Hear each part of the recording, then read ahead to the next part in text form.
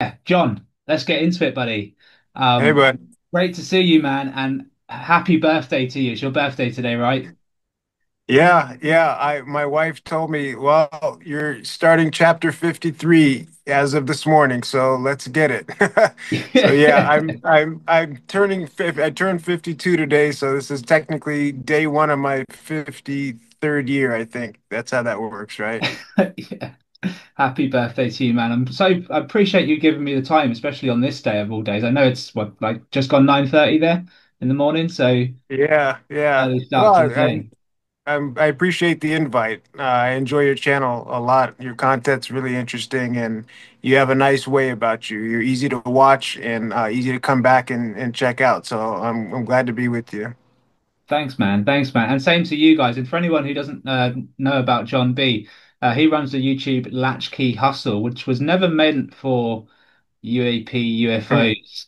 And John will probably get into that in a moment, but he does a great job as well. Like the way you articulate what you're seeing, even though you can't put a stamp on what it really is, the way you articulate it is really good. I'm glad that I know you had a little blip where you was thinking about throwing in the white towel, so to speak, on it.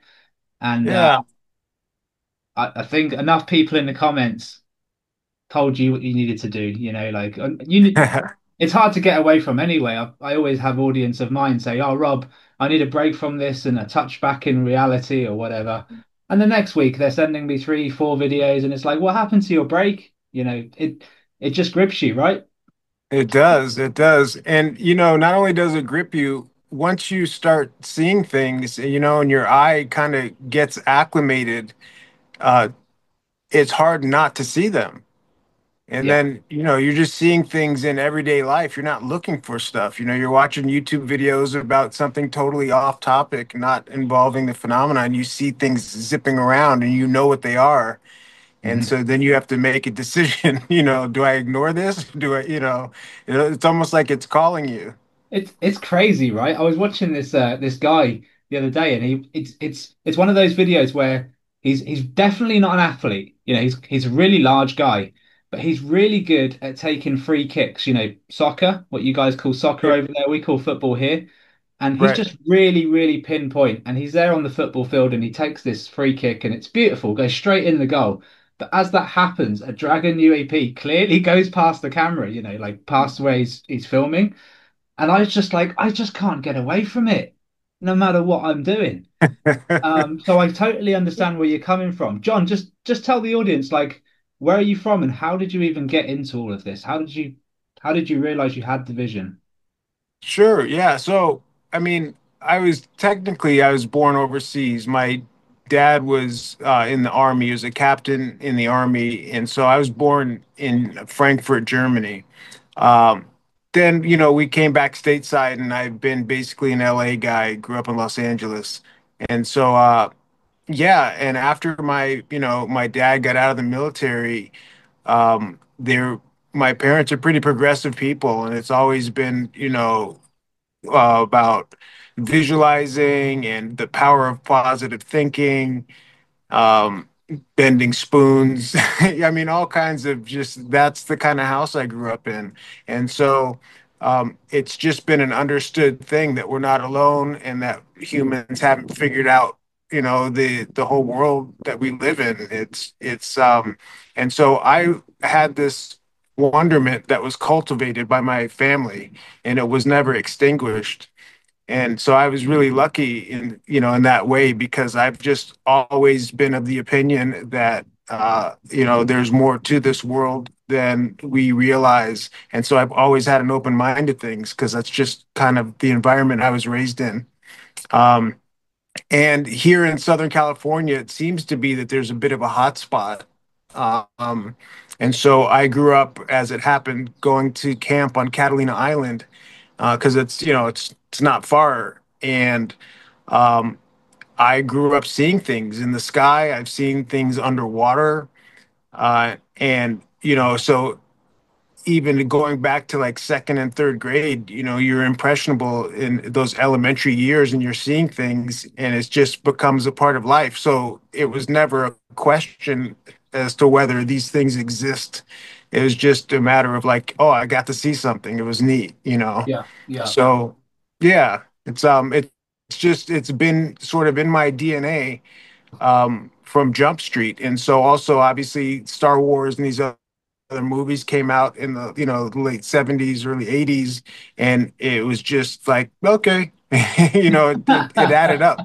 This is like it made sense. It was Yeah. like yeah, I see, Could see um, how that got there, how the idea even come about, because you could kind of yeah, you've seen it if the capability you've seen, right? You've seen something that is as capable as what you're witnessing on TV, and therefore it's possible. It's yeah, almost it's not a acceptable. stretch. Yeah, Yeah, it's yeah. it's not a stretch. It felt more like a good documentary. I'm trying to say, Rather than just it's for just entertainment. yeah, yeah, Yeah. exactly. You know, and Fine. they say there's a reason they say art imitates life. Hmm. And it doesn't always apply, but sometimes it does. And in my mind, just growing up, I'm like, okay, they're just recreating, for entertainment purposes, what's around us and what's probably out there too.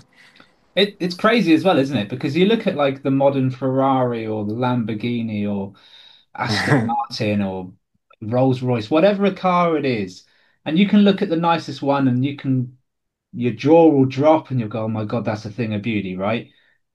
And then what Yeah, these things do are just on a whole nother world of elegance. Like the way they look, the way they move, they put our jaw-dropping things to shame. Um, I find it incredible. yeah, Don't even know yeah. what we're looking at or even how to describe it, you know?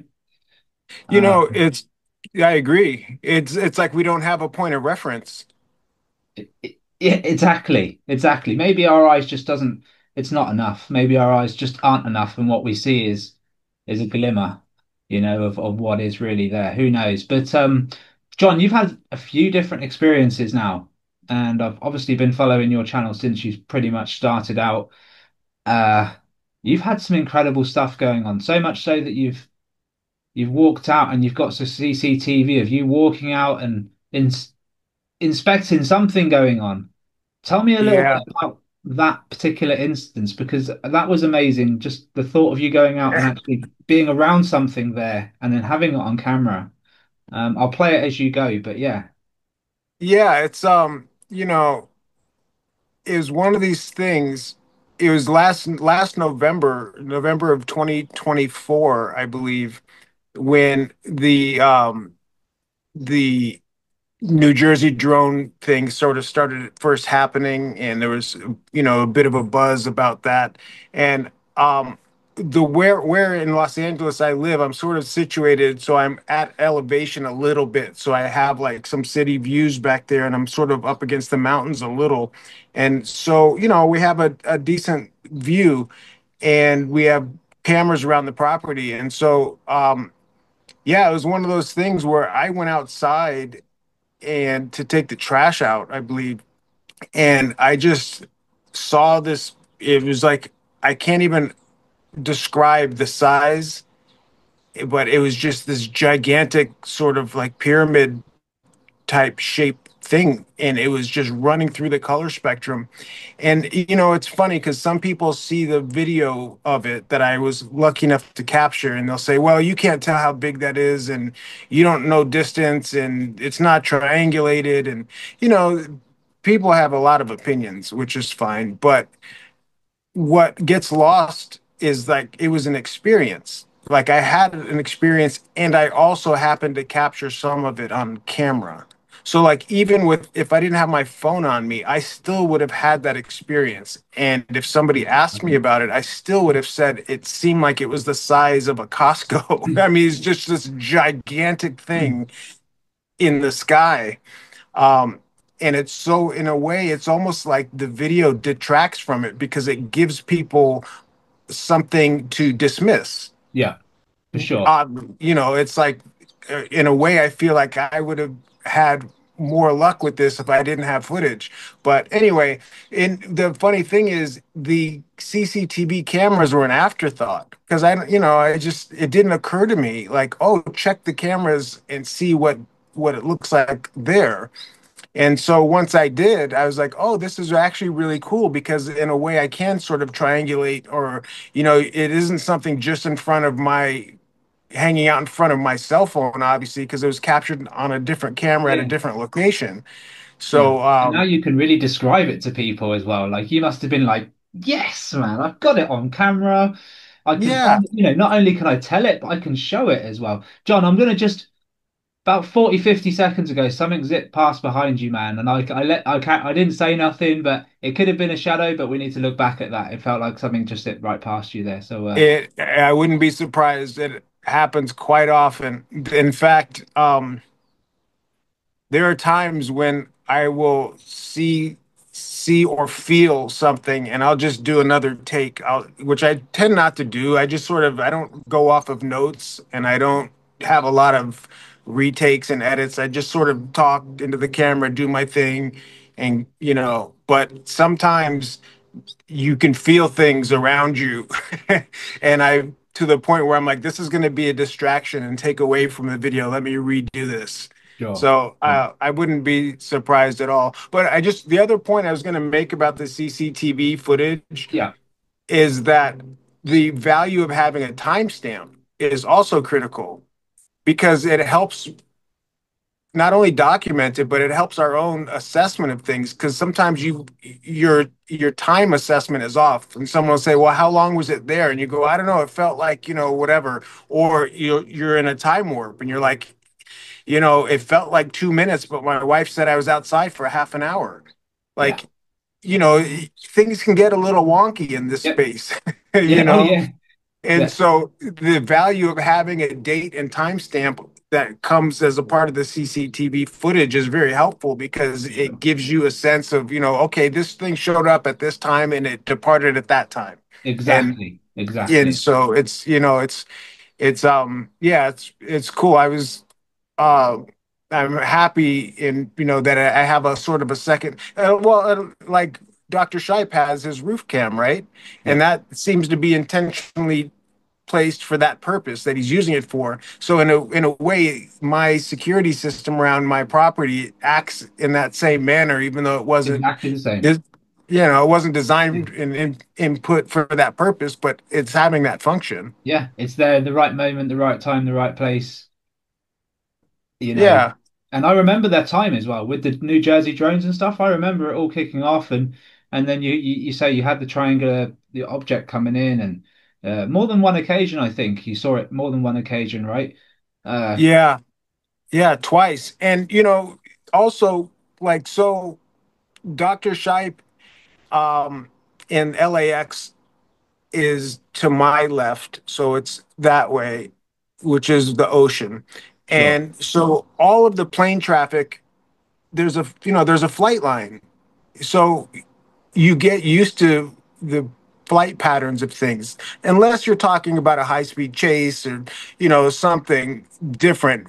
where they might cut But corners. Yeah, yeah, but generally speaking, you understand the flow of traffic in the air sure, and you see enough that you can also discern what's what, and even like the sound of certain helicopters, some helicopters sound different from others, right? yeah, And so you can kind of get a sense of what's military and law enforcement and first responder type helicopters versus tourism helicopters and news choppers, and they have different capabilities and they sound different. they do. um, but you get used to seeing what all of that looks like in the sky.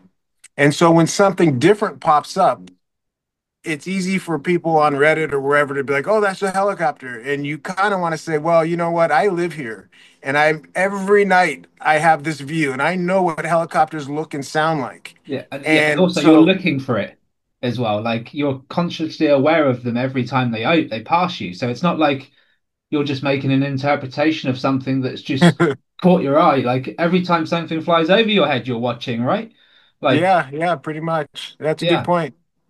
So Yeah, just more credible evidence to go with what you're saying is you're not just your normal how we call it over here. You're not your normal Joe. You're someone who looks for this stuff and therefore you should know what you're looking for. And yeah, it's hard for everyone to get their head around. to begin with. You know that, John. But I think Yeah. slowly but surely, and we're not just getting. So you had an incredible triangular shaped object, and it was like you say, flickering different colors, going through the color spectrum like fast. I remember seeing the video. I've just shown it, but at the time I was like, wowed. But you're also really good at capturing those Dragon UAP and well, you've called them not clouds. I guess they're like translucent, moving. They're different shapes, right? They're different shapes. They're not clouds, we know that much. When you started seeing all of these things, what went through your mind? Like, have you got any So, opinion on them? yeah. Well, when I first saw these things, I just chalked it up to just being insects and birds. And I just sort of, I didn't give it too much thought. And I heard an interview with Dr. Scheib on Spaced Out Radio. And I just thought, I'm going to give it a shot and see what this guy's talking about. He's local, he's close to me. 40, I was like, 45 miles? yeah, 45 not miles that even, way? Like, yeah, it's not, it's not far. And so I also thought if he's correct, then I already have this stuff on video already. And it's just a matter of looking through my own footage. But who scrolls through their own videos frame by frame or really, really slow? That's not something people would ordinarily do, right? For any real reason. But once I started doing that, all of a sudden, all of these other things started showing up. And that's when the sort of the like the lid just popped off for me because it like you mentioned, the knot clouds, all kinds of orbs, all kinds of things were showing up. It wasn't just like the things that sort of like, are those wings? Are those not wings? And you can get into a debate about the insect and all this stuff. But then there's this whole other category of things that are clearly not insects or birds, or they're not something that we are aware of, in my view, at least. And I just thought, oh my goodness, this is literally like looking using a microscope and looking, and then all of a sudden you see this whole other world going on this petri dish, in this petri dish or on this slide, and you're like, oh, I didn't see it, but now with this microscope, I see that there's an entire other world going on on this crazy. micro level. I, I feel like that's what's happening here with the cameras and the technology of the iPhones and the ability to scrub through things and slow down and change contrast and change some of the settings and helps pull things out. And like you do such a good job using the AI programs that you have, and all of a sudden it's helping to paint the picture of these things that we, with the naked eye, we just had no idea were even I mean, around. we have nothing else, John. We don't have anything else to really use other than the AI programs, the slowing down, the speeding up, the contrast, and what else can we really do? And we don't have an invisible net that could capture these things just yet. So with me and you, Robert Custodian File, we're just doing what we can with the tools that's available in the shops. It's um, any idea what you think? I mean, in terms of there's only a few things they could be doing, right? I mean, You reconnaissance of know, the planet. it's interesting because and it's not that I disagree with Dr. Scheib, I just don't know enough to Yeah, agree. And so when there's reference to plasma jets and reconnaissance and things, I'm not saying I that's wrong. I just don't have the knowledge base. yeah. Um I can say I agree just because somebody said it. I mean, I don't have a problem being an agreeable person. Um I don't have a desire to intentionally disagree for no reason, but the reality is I don't know. No, of course, no. I None of just us do. It would you be. know It would only be an idea. Yeah, it's a Yeah, theory. It's a yeah. theory. And, but when I see things like, how often do you see a headline online about a new discovery of an animal somewhere? It's constantly happening, right? Correct. And but I bet you when you read one of those headlines, you don't say, where did that come from? Or when they found the gorilla, you know, they didn't say, what planet did this thing come from? They found it and they're like, okay, well, it's clearly been here. We just didn't know. That's kind of the operating position, right? And so that's sort of more where I come from with these things, where just because we have the technology now to start seeing these things, it doesn't mean they just showed up.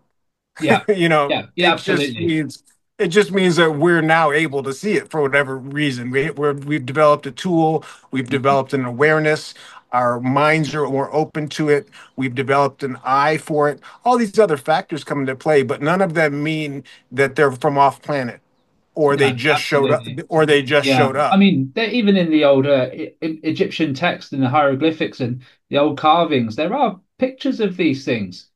And Yeah. which means that they were likely around and were known back then, which means they've got to have been here before us, I would imagine. Um, Definitely something earthbound rather than, but there could be a mixture as well. There's so many unanswered questions, which, like, you remember the one last year, right, in Oklahoma with the saucer that came down, Yeah. and Ben. yeah, not definitive. It looked like there was pilots inside, but not definitive. And then it's like, well, are they from the Earth as well? Because that would be cool, right? But it opens up the door. And yeah, we don't have the answers, John, absolutely. But this is why I like you because you can just you're so definitive in what is, and we only know so much. And I agree with you wholeheartedly. Well, I appreciate that. And I was talking to somebody in the real world a few weeks ago about some of these things, and he had answers for everything. And I said to him, not that I disagree with you, but just statistically speaking, human beings have been wrong far more than they've been right.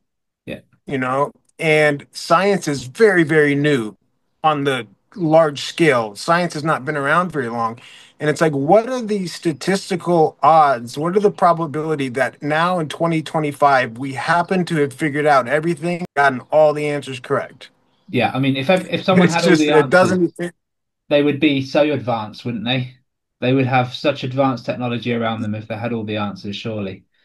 and you always think you have the answers at the time. It's only later when you realize you were wrong about something. And it's, like everybody thought that the sun revolved around the earth. And everyone, from what I understand, that was accepted. It was widely accepted until somehow we realized that wasn't the case. And then you go, okay, well, we were wrong this entire time. Whoopsies, and then you reset your framework. And so, in my view, this is one of those periods in our history where, largely due to the technology in our hands with these phones and AI and stuff, we're getting so much more information, so much more data about our environment Yeah, that it's forcing us to reset our understanding of the world we live in. yeah. You It, know, it, it really is. It really is. that's unsettling and off-putting for some people, I'm finding out, which I don't Oh, really understand it myself, but it's clearly like it's it's a the unknown, problem for isn't a it? lot of people. It's the unknown, isn't it? I guess. I mean, if you're dug in so firmly, you're so firmly entrenched in a belief system, and then you see evidence to the contrary, it's going to shake you, I think. So, but I guess that's part of what ontological shock is about. If you're so firmly rooted in your understanding of things that you have no flexibility, you Mm. know, no intellectual flexibility or honesty, and you're just going to say, no, this is what I think, and that's it. And it's so rigid. Things are going to be off-putting to you when you're faced with evidence to the contrary. Well, yeah, and I've seen a lot of people. And by the way, folks, if you're watching this, it's fine to ask questions and it's fine to question everything because that's how me and you got here, right? We questioned even our own instincts. And so you Yeah, should. But when you find the answer that you're not looking for or you're not prepared for, shall we say, don't put it to one side and bin it off and live in a well, I guess that's up to everyone to whether they want to accept it or not accept it. I think it's important people know that choice. They have that choice to accept it or not accept it. Do you think do you think if people around the world suddenly knew that these things were real and they were everywhere and they fully wholeheartedly accepted it, do you think it would change people's decisions in life? Do you think some people would look at life differently if they knew that we were never alone and we aren't alone? it's a good question. I think for some, a lot of people though, you just, I mean, we're all still living in life, right? We're parents, we have bills to pay, we've got obligations, we have stresses. So, those things don't go away, right? And so I feel like a lot of people might initially kind of get, you know, shaken or rattled a little bit, but ultimately, you still have to pay your bills and keep the lights on and put food on the table and, you know, be a parent or do the things, be a son. You still have to exist on the planet, and you can't let an awareness of something else hinder that. That's not a reason for me to stop being a father. Yeah. You know what I mean? Oh yeah, Um, absolutely. Yeah. Yeah, that's a but different that's more important if anything. I do think too that they're interrelated in a way because I don't before this sort of evolution with this channel, I had zero online presence. I was not involved in social media. It's just, it is not a point of judgment. It just wasn't my thing. I'm Mm. just deep into my career and deep into other things that interested me more. Yeah. Um, but now that I've sort of transitioned and kind of stepped into this a little bit, um, it's another way for me to parent, meaning that um, I'm modeling behavior for my kids, right? Mm. And so I have a 15-year-old daughter and a 9-year-old son, and they're seeing a dad step into an area that is foreign to him, right? And I've basically told him like, look, I don't really know how to do this stuff. I don't know how to navigate this space, but I feel a need to. So I'm showing them like this is a part of life. When you get a calling or when you have a desire to do something, just because you have no basis and knowledge and no experience isn't Yeah, a man. reason to not do it. That's Yeah. more of a it's more of a reason to do it. Yeah, Just definitely. try and see where it takes you. It happened to me. Never been on social media for anything other than like a Facebook profile for my family and friends.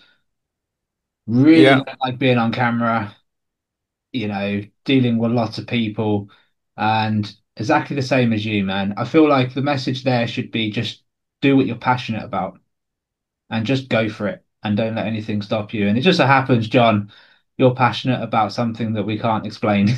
Just like me. Yeah, yeah, that's true. It's a funny way of putting it. But I just wanted to also mention too, like with the things you're doing with your channel and expanding it and with the Facebook group and the Discord, like it's easy to sit on the sidelines and, kind of just take in other people's content. And there's nothing wrong with it at all. But when you're a person of action, it ends up being there's a fulfillment to it, right? That Yeah. even if you don't ultimately find the answers, it's the journey and it's the relationships you're building and the connections you're making and you're finding out about yourself as well as the phenomena. There's so much growth that can be had when you take affirmative steps like you've taken. And so I think it's really cool, like watching the development, your development and your channel and the platform and the community that is focusing around you. I think is really cool. And it warrants mention because Thank you, mate. most people, you're welcome, and most people don't do it. Most people are content to take in other people's content and sit there and take sniper shots from the sidelines and just sit in judgment. And then there's the other group of people that are the doers, and you're a great example of that. Thanks, man. So are you. I mean, we're doing it. Well, it's coming around full circle, right? I mean, it was Robert. You actually came around before me. Had a lot going on, and I just went full steam ahead, quit my job, and just made it my everyday. So that's why, like, that's why it's panned out like it has. But at the same time, it's come around full circle because, Jack's carrying on his work. I've just interviewed him last night, or he interviewed me rather, and it was a good night all round. Like we had an amazing conversation, and uh, you're right. We just need more people to take action and grab the camera, put it in the sky, record sideways, capture something, and maybe once you accept it, maybe you just want to go back to work, but they'll know, right? Yeah, and on a related note, the more people again, this is just my opinion on this, but the more people who do it, and the more you start to see, the more you open up to it. And I've discussed this before with people. One of the clips I sent you is from Joshua Tree, Yeah. and that's another area. It's in the high desert here in Southern California, and it's pretty famous for sightings and things. But my wife and I went out there, and I told her before we left, I said, we're going to see something in the sky. I can tell, and Wow. it was almost, I didn't think I was setting an intention, but I may have been doing it passively without realizing it. But it wasn't even like a hope. I felt it. Like I just knew. And she's my ride or die. She's supportive, and she's like, "Oh, cool, I'm excited." And we go out there, and so one of the clips that I sent to you, there's a giant orb, and it's flashing, and it's changing colors. And the best part about that video is that an airplane flies by it, and so you have something to compare it to. Sure. And the orb actually stops and reacts for a second to the passing airplane. And so that's a scenario where, we left the house for a Joshua Tree trip with the understanding in advance, the openness that we're probably going to see something. And then we did. And so I think to the point you were making, more people filming, more people being open to it, the more they're going to see and experience. Yeah, yeah, yeah, Conversely, if you're closed off and you feel like you know everything, you have all the answers, humans are the only ones in the universe, whatever it is, if you feel like there's nothing else to be learned and experienced, then you're not going to have those experiences or learn the lessons. yeah, yeah. Exactly. Exactly. Money on the head there. And also like if people film, it may wake someone up that may one day be Yeah. able to do something about this, scientifically for the greater good of humanity.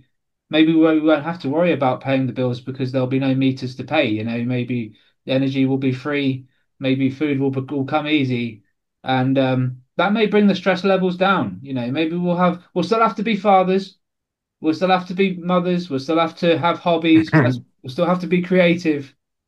You know, and lose people and go through the suffering and the natural disasters, as you probably know and fully aware, John, like things happen that just can't be controlled. The whole thing's been really interesting just chatting to you, John. The whole experience, mate. You open up things that you just make things clearer. And that's what I was talking about, that clarity, the way you articulate things. You make things clearer. And hopefully my audience would have learned something from listening to this. Uh, we've got Thank you very much. we've got 3 minutes left, John. Is there anything you want to add? Anything you want to say to this side of the world? Well, I'm not really one for soapboxes. And I think that it's important that everybody be allowed to evolve at their own speed with this. It's like there are folks like us who have maybe not a better sense, but we're more clued into things, and then there's other people who aren't. And for that other group, we were all a part of that other group at one point, right? And we didn't get to where we are by other people pressuring us. We got to where we are now because we took our own journey and our own path. And so I try to remind myself of that when I'm dealing with people who kind of don't see things similarly. Like, Yeah. okay, that's fine. This is just their station in life now. And eventually they'll evolve. So yeah, I think I that's a just fair try. point. It's a fair point, and that's the much larger group of the two that you're talking about.